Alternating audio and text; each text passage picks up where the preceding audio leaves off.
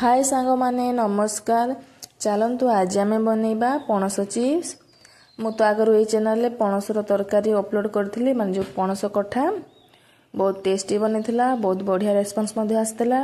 जो मैंने देखी ना चैनल को जाइए प्लीज वीडियोटा देखी नियंतु एवं आपण माने घरे बनातु। किंतु आज आम बनइबा पणसर चिप्स। से देखंतु प्रथम मु पणस काटी चोपा छड़े भल भाव सिझे नहीं।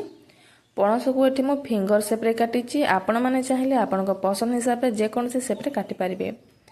एबे आमे स्वाद अनुसार लुण, लंका गुंड, हलदी गुंड, जीरा गुंड, धनिया गुंड एवं कॉर्नफ्लोर दे यह भल भाव गलई नबा। आठी मु गोटे चामच धला राशि दे दूची।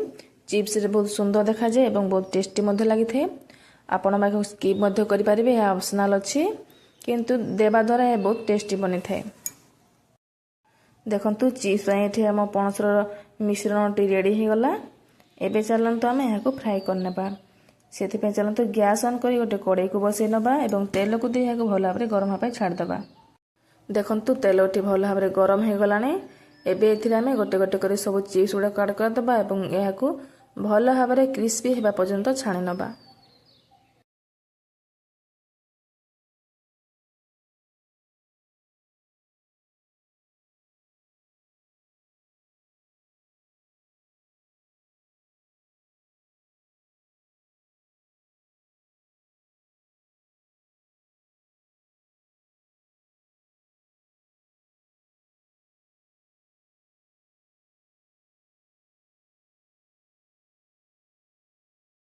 देखंतु पणसटी भल भाव फ्राए हो जाइए, पूरा क्रिस्पी हो कलर भल भाव आसी जाइए।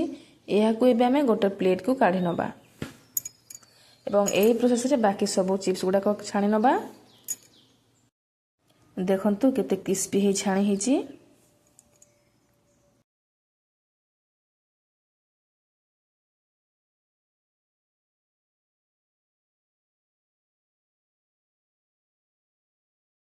देखंतु केते बढ़िया भाव में फ्राए हो जाइए, पूरा चिकेन पकोड़ा भाया। मु गोटे आपन को फाड़ी देखाऊँ। देखंतु ये मो सब चिप्स गुड़ाक छाणी नहीं। आपण मैंने ये प्रोसेस रे निश्चय बनातु एवं खातु। केमिति लागला मते कमेंट माध्यम जणातु एवं मो रेसिपी यदि भल लगी थे मो चैनल को लाइक सब्सक्राइब शेयर कर दियंतु। जय जगन्नाथ।